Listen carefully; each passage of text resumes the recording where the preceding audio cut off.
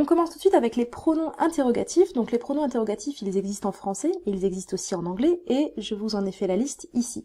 Donc où, quand, que, qui, comment et pourquoi. Et puis sans plus attendre, je vous donne leur traduction en anglais. Donc où se dit where, exemple where is my copybook. Quand se dit when do you want to leave. Que, mais c'est aussi le cas pour quel et quel, donc masculin, féminin, singulier ou pluriel, se dit what. Exemple, what does this painting mean? Qui se dit who was designated. Comment se dit how will he win? Et pourquoi se dit why did he change? Donc on observe que la plupart des pronoms interrogatifs en anglais commencent par WH, à la différence de comment qui lui commence par un H. Donc on récapitule les pronoms interrogatifs en anglais, where, when, what, who, how et why. Donc tout ça concernait les questions qui commencent par un pronom interrogatif. Qu'est-ce qui se passe lorsque je veux traduire une question et qu'elle commence en français, on va dire directement par le verbe ou l'auxiliaire. Donc à ce titre-là, il faut faire une petite mise au point, puisque c'est vrai que lorsqu'on pose une question à l'oral en français, on utilise de moins en moins le schéma classique qui veut qu'on inverse le sujet et le verbe, ou alors le sujet ou l'auxiliaire. Donc ici je vous ai fait une liste. Était-elle ici? Ira-t-il aux États-Unis? Vis-tu à Londres? Chercha-t-il une solution? Avez-vous perdu vos clés? Tout ça, ce sont des questions qui sont posées avec un schéma très classique d'inversion du sujet et du verbe.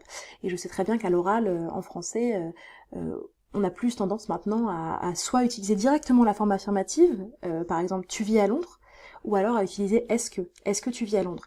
Mais je vous assure que pour traduire une question du français à l'anglais, il sera beaucoup plus simple pour vous de considérer la question dans son schéma classique, c'est-à-dire lorsqu'elle commence soit par le verbe, soit par un auxiliaire. Alors, je vous donne tout de suite les traductions de ces différentes phrases et on va les analyser ensemble. Was she here? Will he go to the US? Do you live in London? Did he look for the solution? Have you lost your keys? Donc ici on observe que la traduction de ces différentes questions, donc qui commençaient soit par un verbe, soit par un auxiliaire, commence en anglais elle aussi, soit par un verbe, soit par un auxiliaire, donc ils sont tous un peu différents. Ici on observe was, will, do, did, have, et donc tout ça répond à des règles qui font référence donc au verbe principal de la question et à quel temps il est conjugué et à quel temps je vais devoir le traduire en anglais. Donc on y va tout de suite pour les différentes catégories et comment je vais les traduire.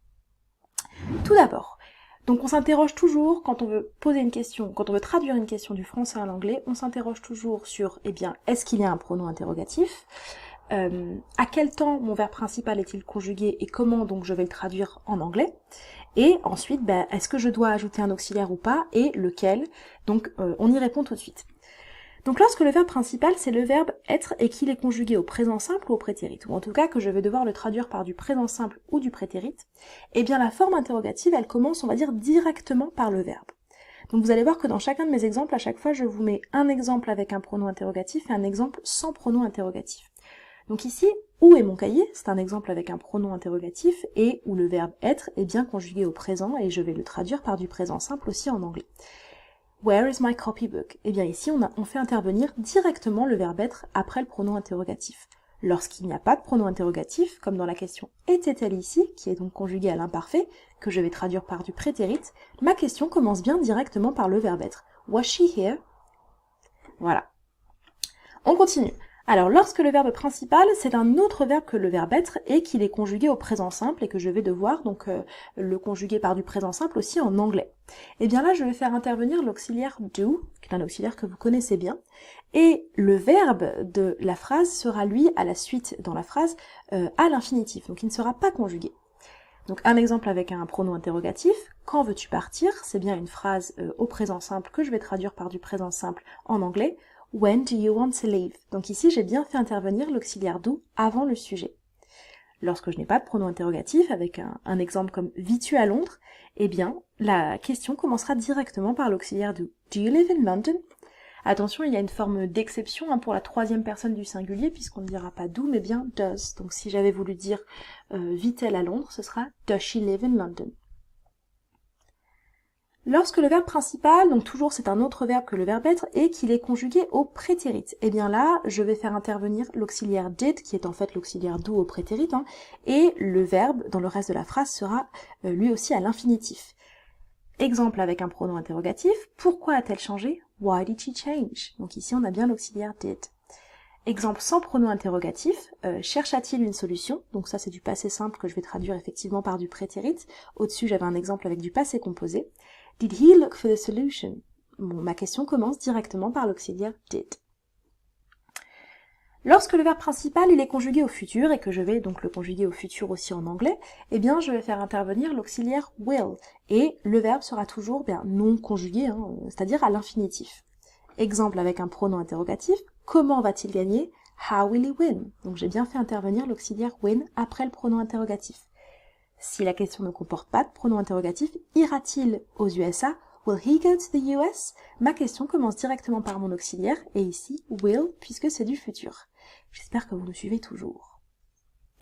Et enfin, lorsque le verbe principal il est conjugué à une forme qui comporte déjà un auxiliaire, donc quand je vous parle d'une forme qui comporte déjà un auxiliaire, ce sont tous les temps que vous connaissez en anglais qui comportent un auxiliaire. Donc on a par exemple le be plus ing, on a le present perfect, on a le pluperfect. Donc si vous voulez un petit rappel de ces temps, je vous invite à aller regarder mes autres capsules vidéo qui concernent tous ces temps-là, puisqu'il y en a une pour chacun, notamment une avec la différence entre prétérit et present perfect. Et donc, ces trois formes-là sont des formes qui sont déjà, on dit, auxiliées, puisqu'elles comportent un auxiliaire. Et donc, c'est tout naturellement que leur forme interrogative commencera par l'auxiliaire. Donc, un exemple, avez-vous perdu vos clés? Donc ici, c'est du passé composé que je vais pouvoir traduire par du present perfect.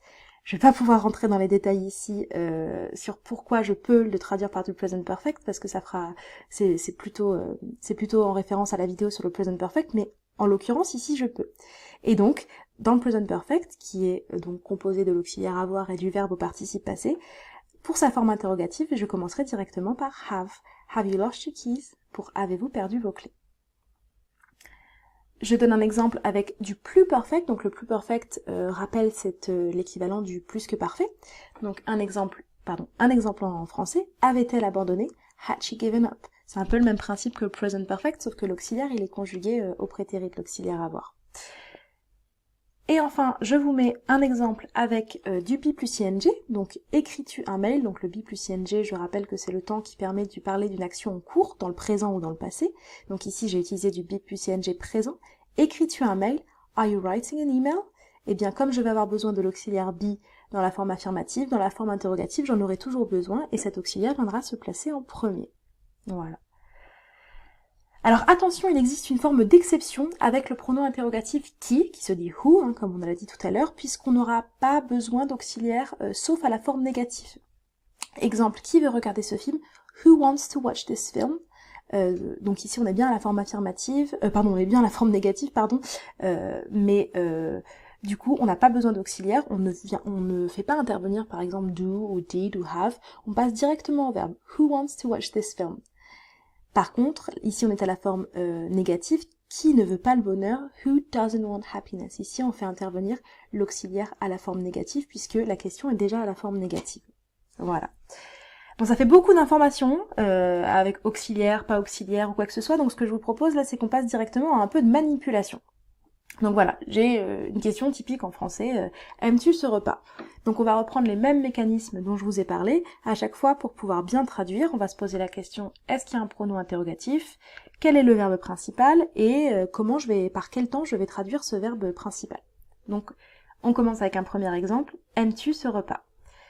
Dans cette question, eh bien j'ai pas de pronom interrogatif, c'est le verbe aimer, et c'est du présent simple, et je vais le traduire par du présent simple aussi en anglais. Donc si on se souvient bien de ce qui s'est dit, verbe aimer, présent simple, écoutez, je vais commencer ma question par do en anglais. Do you like this meal? Do you like this meal? On continue.